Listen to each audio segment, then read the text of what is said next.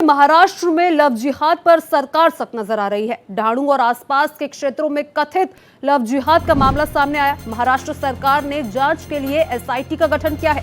ठाणे के डीसीपी मीना मकवाना के नेतृत्व में एसआईटी का गठन किया गया।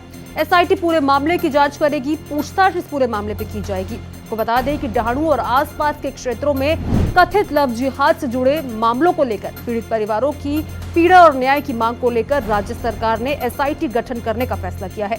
ये जांच विशेष शाखा ठाणे की डीसीपी मीना मकवाना के नेतृत्व में की जाएगी। दरअसल ढाणू के इलाके में करीब कथित 4 लव जिहाद के मामले सामने आए थे, जिसमें हिंदू युवती को लंदन ले जाया गया था। वहीं लव जिहाद के खिलाफ ढाणू में भी बंद बुलाया गया। लव जिहाद के मामलों को लेकर विभिन्न हिंदू संगठनों और लोगों में इस मामले को लेकर आक्रोश भी देखा जा रहा है। और एक और महाराष्ट्र सरकार इस पूरे बात को लेकर सख्त नजर आ रही है। एसआईटी का गठन किया गया है। लव जिहाद पर सख्ती नजर आ रही है। शिकायत पर पुलिस एफआईआर दर्ज कर जांच शुरू करने के लिए भी बाध्य है। ये सख्ती सरकार की तरफ से दिखाई जा रही है। धर्म परिवर्तन के बाद 25 दिनों के भीतर पंजीकरण कराना अनिवार्य है। पंजीकरण न होने पर धर्मांतरण जो किया जाएगा वो अमान्य माना जाएगा। महाराष्ट्र में धर्मांतरण विरोधी कानून 2026 मार्च से लागू हो चुका है। जबरन शादी का झांसा गैर जमानती माना जाएगा। शिकायत पर पुलिस एफआईआर कर जांच शुरू करने के लिए बाध्य भी है। धर्म परिवर्तन पर 60 दिन का नोटिस अनिवार्य है। 25 दिनों के भीतर पंजीकरण कराना जरूरी है, वरना वो धर्मांतरण अमान्य माना जाएगा। तो वहीं अगर जबरदस्ती धर्मांतरण करवाया जाता है तो पुलिस एफआईआर लिखने के लिए बाध्य है और उस पर सख्त कार्रवाई करने के लिए भी बाध्य है। तो महाराष्ट्र सरकार धर्मांतरण को लेकर सख्त नजर आ रही है।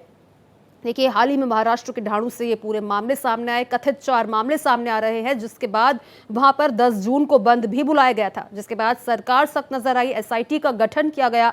ठाणे की डीसीपी मीना मकवाना के नेतृत्व में एसआईटी का गठन किया गया। एसआईटी पूरे मामले की जांच करेगी, पूछताछ होगी।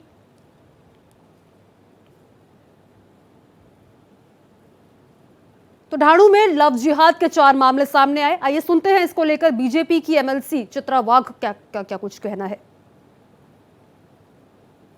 देखिए, ये जो घटनाएं हैं ये बहुत गंभीर है।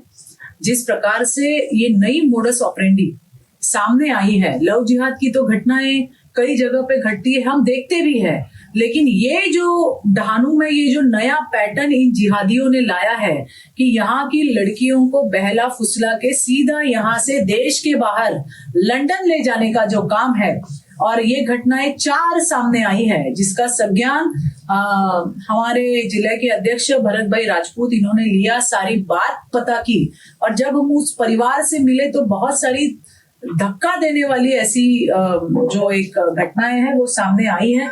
जब लड़की कहती है कि मैं स्कूल कोई इंटरव्यू के लिए मुंबई जा रही हूँ, मैं अभी आ रही हूँ, मैं उमरगांव आ रही हूँ, मैं पालघर आ रही हूँ, आप इधर आ जाइए। फिर कहती है नहीं, ट्रेन मिस हो गई, मैं कल सुबह आऊंगी। माँ बाप भी उसके ऊपर विश्वास रखते हैं और दूसरे दिन सीधा फोन आ जाता है कि मैं किसी फलाने ढमकाने सलीम से, फारूक से, इरफान से मैंने निकाह कर लिया। ये तो बहुत ही शॉकिंग बात जो है वो परिवार के लिए है। ऐसे परिवारों ने कहा है कि वकील की लैंग्वेज में ये लड़कियां हमसे बात करती है, ऐसे लगता है कोई उन्हें कह रहा हो कि ये आप बात कीजिए, या उनको कोई स्क्रिप्ट दी जाती है, उस प्रकार से लड़कियां बात करती है। फिर कोई फोन नहीं आता। और जब माँ बाप लड़का और उसके परिवार के बारे में कंप्लेंट करने पुलिस स्टेशन जाते हैं तो लड़की का तुरंत फोन आता है लंदन से कि आप कुछ कार्रवाई मत कीजिए क्योंकि मुझे लंदन में तकलीफ हो रही है। तो ये तो बहुत ही हम कहेंगे कि बहुत गंभीर मामला है। तकलीफ हो रही है मतलब उसको क्या कर रहे हैं, उसके साथ क्या हो रहा है, उसको बेचा जा रहा है, मारा जा रहा है, काटा जा रहा है। हमने देखा कि केरला स्टोरीज जो है उसके माध्यम से हमने ये देखा है कि किस प्रकार से लड़कियों को प्रताड़ित किया जाता है।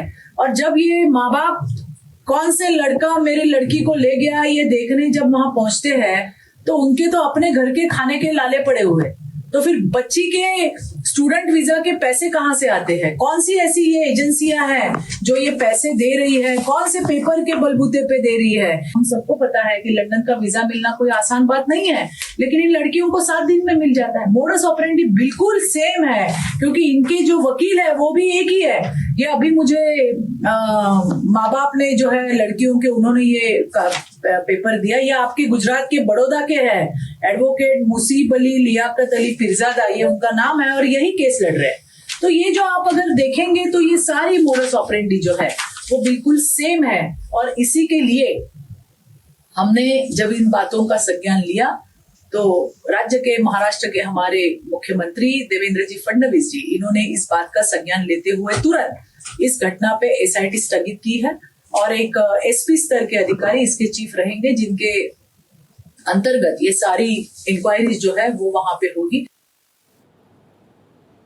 इसी की खबर पर हमारे सहयोगी अभिषेक पांडे इस वक्त हमारे साथ लाइव जुड़े हुए हैं। अभिषेक, क्या कुछ जानकारी है? महाराष्ट्र सरकार सख्त नजर आ रही है, 4 लव जिहाद के कथित मामले सामने आ गए हैं, एसआईटी का गठन हो चुका है।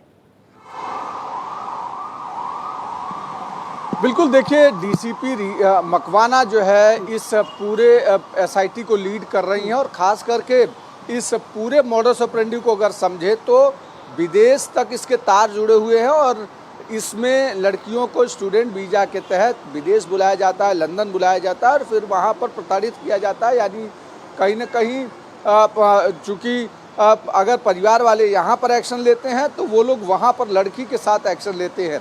ये कुछ ऐसी तरीके से मॉडस ऑपरेंडी है जिसे कई जगहों पर हुआ है। केरला में कई जगहों पर हमने देखा है किस तरीके की मॉडस ऑपरेंडी होती है और ख़ास करके जैसा आरोप बीजेपी की नेता चित्रा वाघ लगा रही हैं कि परिवार वाले जब लंदन जाकर देखते हैं तो वो किसी भी तरीके से इतने पावरफुल लोग नहीं हैं कि उन्हें 10-15 लाख रुपया खर्चा करें, लेकर आए जाएं।